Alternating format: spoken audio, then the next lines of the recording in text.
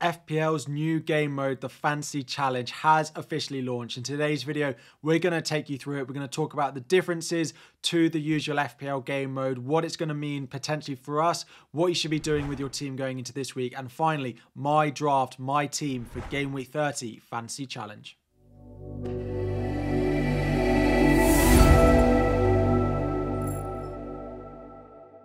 What is up, everyone? FPL Harry here. Before we dive in, 1,000 likes is the aim. Subscribe if you are new around here. And you may have seen the new Fantasy Challenge game has been teased over the past week or so, and it has officially launched. So today we're going to take you through what it is, what it means, what we're going to do with it on the channel, and then my draft as well. So just to clarify a few things, this sits completely separately to the traditional FPL game mode. You don't have to worry about it impacting your FPL team. It's nothing. It's completely separate, like the FPL draft is at the moment for anyone who plays that. What it is a weekly game mode where you get to pick a completely new team for every single round of the Premier League of Fantasy Challenge, with additional challenges in place, hence the name Fantasy Challenge. So the one we've got going into Game Week 30 is you have unlimited budget for your 15-man squad. So if you want Salah, Haaland, Son, Saka, Foden, Watkins, you can own them all on top of Kieran Trippier, Trent Alexander-Arnold if he's back, Virgil van Dijk.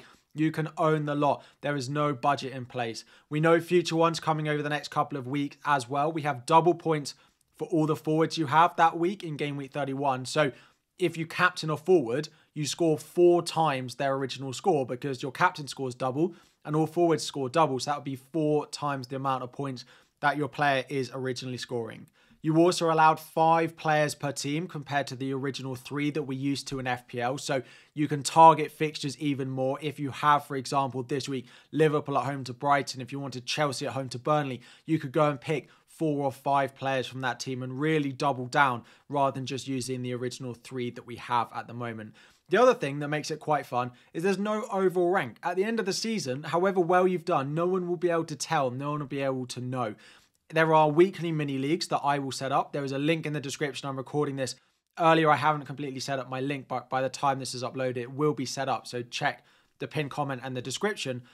But there are prizes to be won in my mini league, which we'll talk about, and there'll be prizes to be won if you win the overall official Fantasy Challenge League for everyone playing, but there is no rank involved. So as soon as the next game week comes around, you don't need to worry about that. And it means you can take a few more punts. You can do things a little bit more different. You can buy players from your team as well a little bit more. And we'll have a look at my Chelsea draft that I've got going around in just a moment. So there are a few differences to the rules, and there isn't a hard stop deadline like we used to in FPL. You are in theory able to make transfers during the weekend as long as your players have not played. So as soon as a player's team that you own, so for example, the early game is Newcastle West Ham this week. If I own Kieran Trippier in my draft, as soon as that game kicks off, you are forced to keep Kieran Trippier in your starting lineup if he is a player that you pick. Also, if you captain him, he is then your captain set and forget for the rest of the week. So you can change your teams once we get the lineup. So if we saw that Kieran Trippier was not in the starting lineup, you could sell him. You could sell him for any player that is yet to kick off yet. Of course, you couldn't sell him for someone who's already played and scored 20 points. That would be a bit counterintuitive for the game. So you can sell players before their kickoff time for another player who has not kicked off as well. And you can move your captaincy from one player to another as long as your captain hasn't kicked off and as long as that player hasn't kicked off as well. As soon as that player's team has kicked off, they are locked into your starting 11. Now, if they get no minutes, the usual auto subs will return. So it is important, if you're not going to be able to check your team all the time, to have a strong bench in case someone in your starting 11 does play no minutes. And the final thing is there isn't officially a deadline because you can keep selling players once you know the lineups for certain matches, but there is a hard stop. So once there are less than 4 teams left to play in a specific game week, you cannot go and make any changes. So if there is a 4:30 game on a Sunday and a Monday night game, as soon as that 4:30 game kicks off on the Sunday, that will be your team locked in. So you get all the lineups to potentially change your team except the very final one. If there are 2 o'clock games on a Sunday and then a 4:30, as soon as those 2 o'clock games kick off, your team will be locked for the weekend and you won't get any players in that 4:30 kickoff. So it is good. It allows you to not be reliant on early team news. You can see potential team changes, team lineups. It allows you to pick specific rotation-prone players a little bit more who might be a bit explosive as well, because you don't have to worry about whether they start or not, because if they don't, you can just sell them for someone else before kickoff. So looking at my team for Game Week 30, of course, the challenge this week is unlimited budget. In goal, we're going with Leno away at Sheffield United. I really like that as a fixture. Plus, we know he's good for saves. We're actually doubling up on the Fulham defence, given how they've been in recent weeks with Anthony Robertson. Has been good for some attacking returns recently and got one in Game Week 29.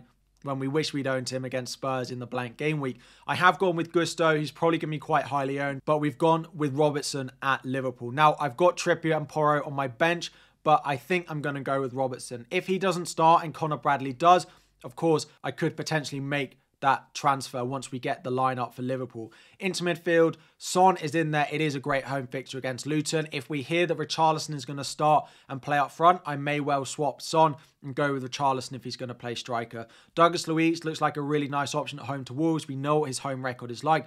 And we've actually gone with Iwobi as a third Fulham player away at Sheffield United. Cole Palmer, again, I know he's going to be template along with Salah, but they are the best picks for me this week.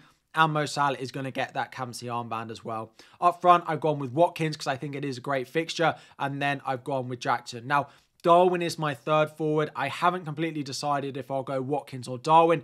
Jackson I want just as a bit of a differential with a nice punt at home to Burnley. Darwin could play over Watkins this week. Elsewhere on the bench, we've got Kelleher of Liverpool at home to Brighton. As I said, Trippier, Pedro Porro and Darwin as well. The captain is going to be on Salah. You can't really change your captaincy too much unless he wasn't going to start. Again, other potential transfers.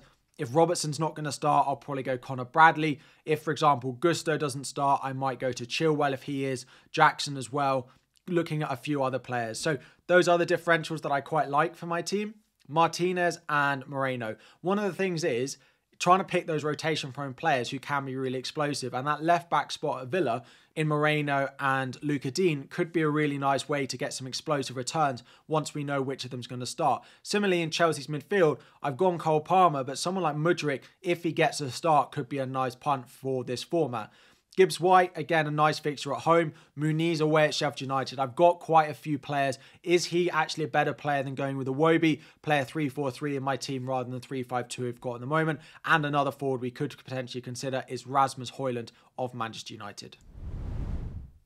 So that is a little intro to the Fantasy Challenge format. What should you expect from me with the new format? So my plan is to do a weekly video on this format with my team, talking about the mini league, how we did last week as well. There is going to be a league from me every single game week. Now, you will need to tune in to my video every single game week to get that code, because I'll set up a new league for every single game week, because I don't want people joining in 1 week and then winning 7 weeks down the line, even if they don't know that they're still in that league. So there will be a new league code every week, and there will be a prize every single week. I need to confirm exactly what that's going to be, but I'm pretty sure I'm going to be giving away a football shirt to whoever wins my league every single week. There will be a link in the description to join my league, along with the league code as well, and to start creating your Fantasy Challenge team. I'm recording too early. I haven't fully set up my league, which is why it's not here. And we will talk about the optimal thing to do in FPL a lot of the time. We talk about what is the best strategy for the long term, who is the best player to buy for the long term. But this gives us an opportunity to buy a few more punty players, a few more exciting players in every specific week with those fantasy challenges based off double points, unlimited budget, and things like that. So let me know any questions you have. I'm sure you have lots of questions about the new format. I'll do my best to answer them as best I can. Of course, we'll be trying and testing it over the next few weeks as well. Let me know what you think. I think it's quite fun to do as an addition to the usual FPL game. Let me know what you think about it. Drop all of that in the comment section down below. 1,000 likes is the aim. Subscribe if you are new around here, and I'll be back again very soon.